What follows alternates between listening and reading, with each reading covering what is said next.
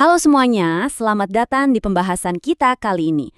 Hari ini kita bakal membongkar tuntas rahasia di balik pengatur lalu lintas paling andal buat jaringan Anda, yaitu Oracle Cloud Infrastructure, atau biasa kita sebut OCI Load Balancer.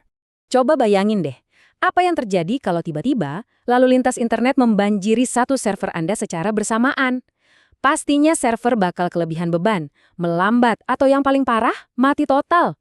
Waktu henti atau downtime kayak gini kan mimpi buruk banget ya buat kita semua.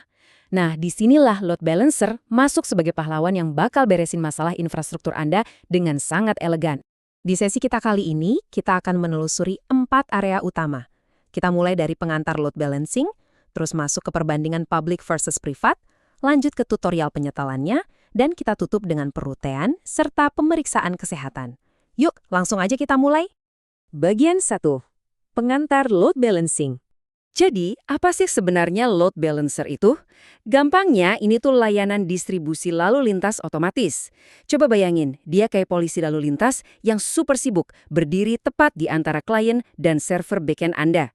Tugas utamanya memastikan nggak ada satu jalur pun yang macet. Dengan ngebagi rata semua permintaan yang masuk, dia bisa memaksimalkan kecepatan transfer, meminimalkan waktu tunggu, dan yang paling penting ngasih toleransi kesalahan supaya aplikasi Anda selalu ketersediaannya tinggi. Kalau bicara soal kemampuan, OCI Load Balancer ini benar-benar tangguh. Dia beroperasi secara regional dengan sistem berpasangan. Selalu ada mesin yang aktif dan pasif. Protokol yang didukung juga lengkap, mulai dari TCP dan HTTP biasa sampai HTTP WC dan WebSocket. Buat urusan keamanan data, ada fitur SSL offloading dan termination.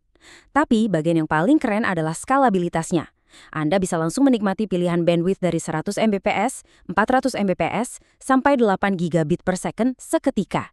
Nggak pakai acara warm up atau pemanasan segala. Kapasitas ini siap tempur di detik yang sama saat Anda membutuhkannya. Masuk ke bagian 2. Load balancer publik versus privat. Ini adalah keputusan arsitektur yang sangat krusial sebelum Anda mulai membangun. Mari kita bedah perbedaan utamanya biar lebih jelas.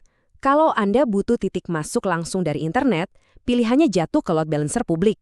Opsi ini pakai alamat IP publik, dan Anda butuh satu subnet regional atau 2 subnet specific availability domain alias AD.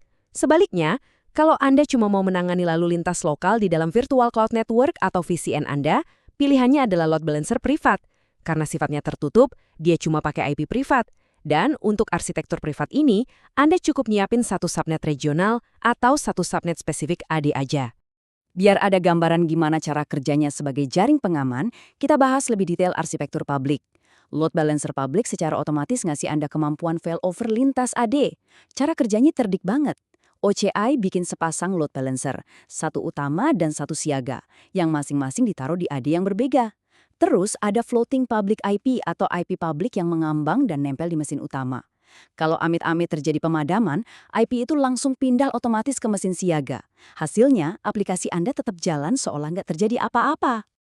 Tapi, ada satu catatan penting nih buat Anda yang milih arsitektur private.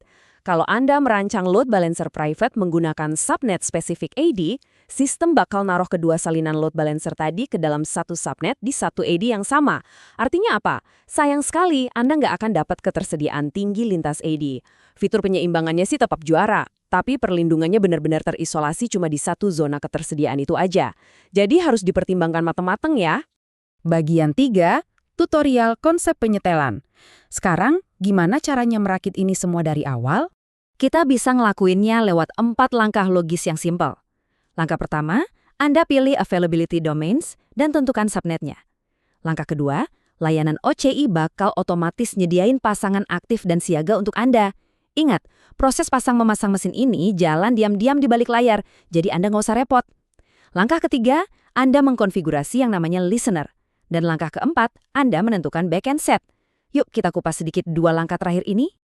Apa sih listener itu? Sederhananya, ini ibarat pintu gerbang utama Anda. Secara teknis, dia adalah entitas logis yang kerjaannya terus-menerus mengecek kalau ada lalu lintas masuk di alamat IP dan port layanan load balancer Anda. Tanpa listener ini, permintaan dari klien di luar sana nggak punya tempat buat masuk ke jaringan internal Anda. Terus, setelah listener nangkep lalu lintas itu di pintu gerbang, dia harus dikirim kemana? Jawabannya ya ke backend set. Ini adalah destinasi akhir dari perjalanan lalu lintas tadi. Sebuah back-end set itu isinya daftar lengkap dari server-server back-end Anda, ditambah dengan kebijakan pembagian beban, dan tentunya kebijakan pemeriksaan kesehatan untuk mastiin server Anda beneran siap nerima data tersebut. Ini bawa kita ke bagian 4, kebijakan perutean dan pemeriksaan kesehatan.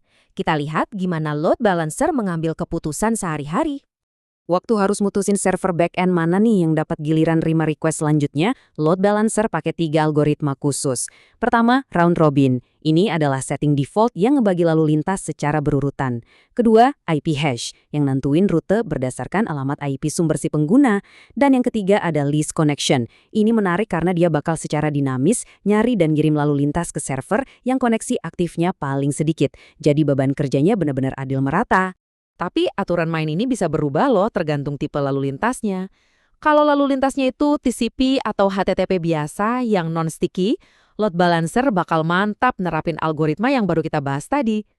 Beda ceritanya kalau itu lalu lintas HTTP berbasis cookie. Untuk yang satu ini, load balancer bakal mastiin semua permintaan dari pengguna yang sama terus-terusan diteruskan ke server yang sama selama sesinya masih berjalan. Pengalaman pengguna jadi tetap stabil tanpa gangguan.